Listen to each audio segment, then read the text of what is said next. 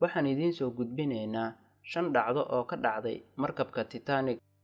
Shirkadda sameysa markabka Titanic ayaa waxa ay maraakiib hore u sameysay galeen shilal. 2 ka mid ah maraakiibtaas oo lagu magacaabo Olympic iyo Britannic. Naag u dhalatay waddanka Argentine ayaa ka badbaaday 3 shil. Viola Yasso, taas oo ka mid ahayd shaqaalaha maraakiibtaas. Jabaaneeskii cunsuriyadda kala kulmay dadkiisa. Masabumi Hosono waxa uu ahaa qofka kaliya ee Jabbaan ahaa ee saarnay markabkaas. Waxa uuna ahaa shaqaale ka tirsan dowladda Jabbaan. Waxa uu shaqadiisa ku waayay kadib markii ay soo ifbixeen in uu ku badbaaday doon ay saarnaayeen carruur iyo dumar.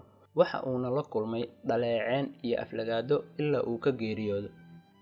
Qofkii ugu da'yaray markabka inta saarneed, Melvina Dean, waxa ay jirtay 3 bilood xilliga uu markabka quusayay.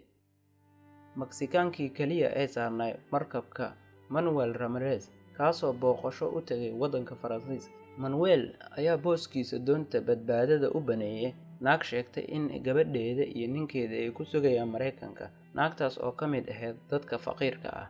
Manuel ayaa ka dalbaday naagtaas in uu u sheego sida ay wax u dhaceen reerkiisa. Waxa ay naagtan booqanaysay reerka Manuel muddo 11 sano ah, ilaa markii u dambeysay ay qiratay in been ay u sheegtay Manuel, taas oo ahayd in aysan lahayn nin iyo carruur. Lagama soo saari karo badda markabka Titanic. Dadka qaar ayaa isweydiinaya waa maxay sababta aan loo soo bixi karin kadibna aan loo dhigin madxaf si looga helo lacag aad u badan.